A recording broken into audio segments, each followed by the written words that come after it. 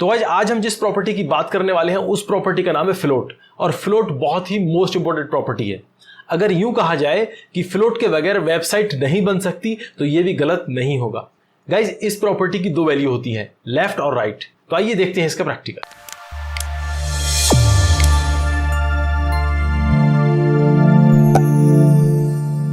तो आज मैंने ये एक HTML डॉक्यूमेंट खोला हुआ है और इसका रिजल्ट हम यहाँ देख रहे हैं गूगल क्रोम में। और देखिए मैंने यहाँ पर CSS को लिंक किया हुआ है, इसको style.css को, उसको मैंने यहाँ पर हैंडल किया हुआ है। अब देखिए HTML में मैंने 4 इमेजेस डाली हुई हैं IMG टैग के थ्रू, देखिए इसके थ्रू, और देखिए कंप्यूटर, लैपटॉप, टैबलेट और मोबाइल, और देखो चारों इमेज आपको यहाँ पर दिखाई दे रही है। अब आप एक चीज देखें, यहाँ पर जो इमेज मैंने IMG टैग से डाली हुई है वो देखिए यहाँ पर एक दूसरे के बराबर में लग के आ रही हैं।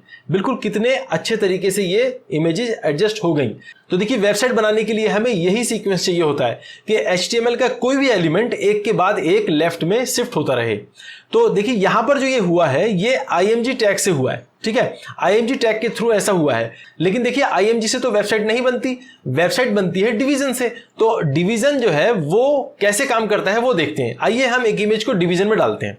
तो देखिए मैं इमेज को इसको डिवीजन में डालता हूं, मैं एक डिव लगाता हूं यहाँ पर, देखिए डिव, और देखिए इसको मैंने यहाँ से कट करके देखो ये, और मैं लास्ट में डिवीजन को इसके लगा देता हूँ, देखिए ऐसे। और देखो मैं इसको थोड़ा सा आगे बढ़ा देता हूँ जिससे कि दिखाई दे। देखो डिवीजन मैंने डाल दिया।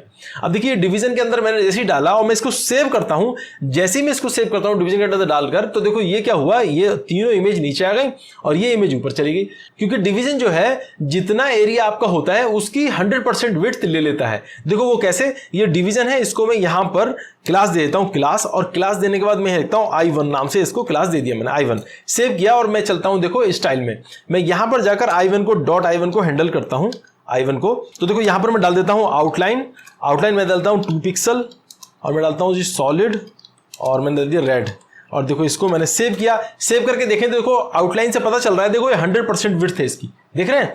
तो क्या हुआ कि इसने अपनी विड्थ 100% ले ली डिवीजन ने। आप किसी भी इमेज को दूसरी को ऐसे डाल के देख लीजिए, देखो दूसरी इमेज को किसी को डाल के देख लीजिए, वो भी ऐसे आ जाएगा। देखो यहाँ पर, तो देखो यहाँ पर भी ये डिवीजन लगा देते हैं। देखो यहाँ से मैं लगाया डिव, और डिवीजन लगाने के बाद में जो है इस डिवीजन को मैंने यहाँ से कट कर लिया, Ctrl+X, और देखो लास्ट में जाकर मैंने यहाँ पर इसे पेस्ट कर लिया, सेव किया। जैसे ही सेव किया देखो ये डिवीजन भी क्या हुआ, देखो 100% हो गई। तो क्या होता है कि डिवीजन्स अपना 100% ले लेती हैं।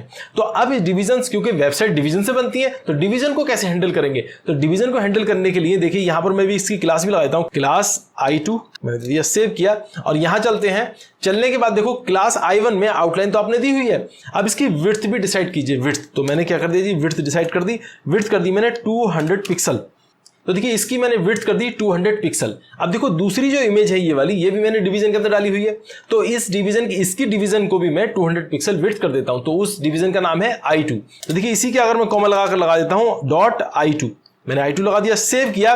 तो देखो इस डिवीजन की विड्थ भी 200 पिक्सल हो गई और इसमें बॉर्डर भी आ गया। अब देखो हम क्या करते हैं, यहां पर लगाते हैं फ्लोट लेफ्ट, दोनों में फ्लोट लेफ्ट लगा देते हैं। हम लगाते हैं देखो फ्लोट, और देखो मैं लगाता हूं लेफ्ट। जैसे ही मैं फ्लोट लेफ्ट लगाता हूं यहां पर और सेव करता हूं, तो देखो क्या होने वाला है। तो देखो इससे क्या हो, जो दोनों जो डिवीजन थी देखो ये फ्लोट लेफ्ट करके ऊपर आ गई। तो देखो अगर मुझे इनमें भी डिवीजन डालना होगा तो इनको भी फ्लोट लेफ्ट करना पड़ेगा, ठीक है। अब हम बात करते हैं थोड़ा सा टेक्स्ट डालने की। तो देखो टेक्स्ट के लिए हम क्या करते हैं, यहाँ पर देखो जो डिवीजन है सबको हम डिवीजन में डाल लेते हैं, I1 I2, और देखो ऐसे ही मैं औरों को भी डाल लेता हूँ डिवीजन में। यहाँ पर मैं डिवीजन डालता हूँ देखो डिव, और डिव के बाद इसे जो है मैं बंद कर रहा हूँ लास्ट में। दूसरी यहाँ पर एक और डिव डाली, देखिए इसमें भी डिव, और यहाँ पर मैंने इसको बंद कर दिया। अब ये जो डिवीजन थी दूसरी वाली, इसका मैं क्लास दे देता हूँ क्लास, और मैं देता हूँ I3, और इसकी क्लास दे देते हैं हम देखो यहाँ पर I4। सेव करें।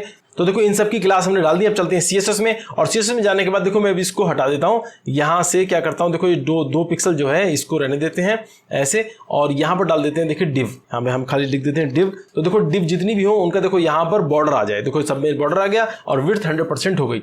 अब ये जो डिवीजन थी हमारी, ये वाली डिवीजन, जैसे I1 I2 I3 I4, इन सब की विड्थ 200 पिक्सल हम कर दे रहे हैं। तो देखो हमने क्या किया, यहाँ पर हमने नीचे .I1 डाला I1, और ऐसे ही हम सब डाल देते हैं। देखो यहाँ पर जल्दी ये हम डाला, और देखो इसके बाद हम यहाँ पर देते हैं देखो विड्थ, सबकी विड्थ हमने कर दी जी 200 पिक्सल, और हमने हाइट भी कर दी, हाइट भी 200 पिक्सल हमने कर दी।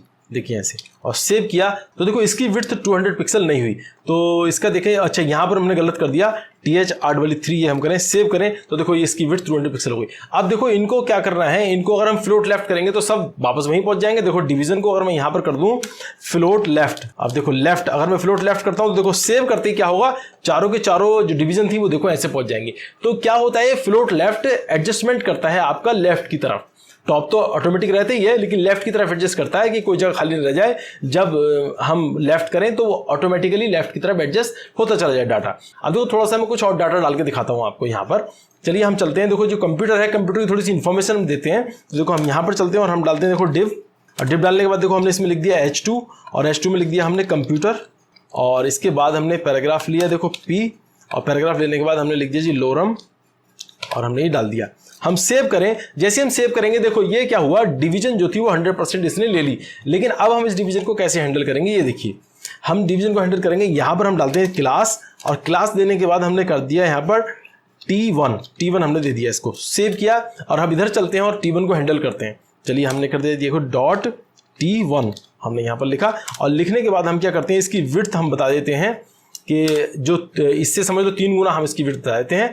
तो ये 600 पिक्सल हमने विड्थ इसकी बता दी, 600 पिक्सल विड्थ, और फ्लोट लेफ्ट तो डिवीजन का है ही ऊपर लगा हुआ। हम सेव करें, तो जैसे ही हम सेव करेंगे तो 600 पिक्सल विड्थ देखो यहाँ पर इसकी आ चुकी। तो देखो हम इसकी हाइट भी 200 पिक्सल करना चाह रहे हैं, तो विड्थ की जो हाइट है वो यहाँ से हटाकर हम डिवीजन में लगा दें, क्योंकि सबकी हाइट हम 200 पिक्सल करना चाह रहे हैं, तो डिव में ही क्यों ना लगा दें हम 200 पिक्सल। तो देखो हमने डिव में लगा दिया, सेव किया तो देखो 200 पिक्सल हाइट इसकी हो गई, देखो यहाँ पर एडजस्ट हो गया। अब ऐसे ही आप कोई और टेक्स्ट लगाना चाहते हैं, जैसे मान लीजिए इसका लैपटॉप के लिए टेक्स्ट लगाना चाह रहे हैं तो लैपटॉप के लिए टेक्स्ट लगा सकते हैं। तो देखो मैंने इसी को कॉपी कर लेता हूँ, और देखो यहाँ से कॉपी करते हैं। कॉपी करने के बाद में यहाँ पर आप डाल देते हैं देखिए पेस्ट, और पेस्ट करने के बाद में यहाँ पर T2 क्लास कर देते हैं, और इसको सेव करते हैं। सेव करने के बाद देखें तो देखो T2 जो क्लास थी वो 100% फिल ले लिया उसने। अब यहाँ पर हम T2 को हैंडल करते हैं, तो देखो हमने क्या करा यहाँ पर, तो जो विड्थ 600 थी तो हम इसकी भी विड्थ 600 ही कर देते हैं, कॉमा .T2 हमने दे दिया T2।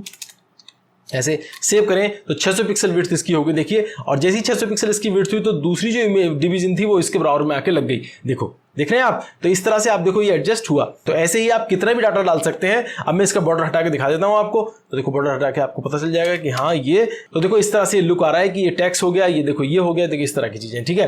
अब अगर आप इसमें पैडिंग डालते हैं तो पैडिंग के हिसाब से आपको विड्थ कम करनी पड़ेगी। तो पैडिंग कैसे पड़ेगी वो देख लेते हैं। देखो इसमें टेक्स्ट के अंदर पैडिंग डालेंगे, सिर्फ हम टेक्स्ट वाली के अंदर, तो हमने दे दिया देखो पैडिंग, और पैडिंग दे दिया 10 पिक्सल, हमने यहाँ पर पैडिंग ऐसे दे दी, इस तरह से सेव किया। तो जैसे हमने 10 पिक्सल पैडिंग दी देखो नीचे आ गया। अब 10 इधर और 10 इधर, कितने होगा 20।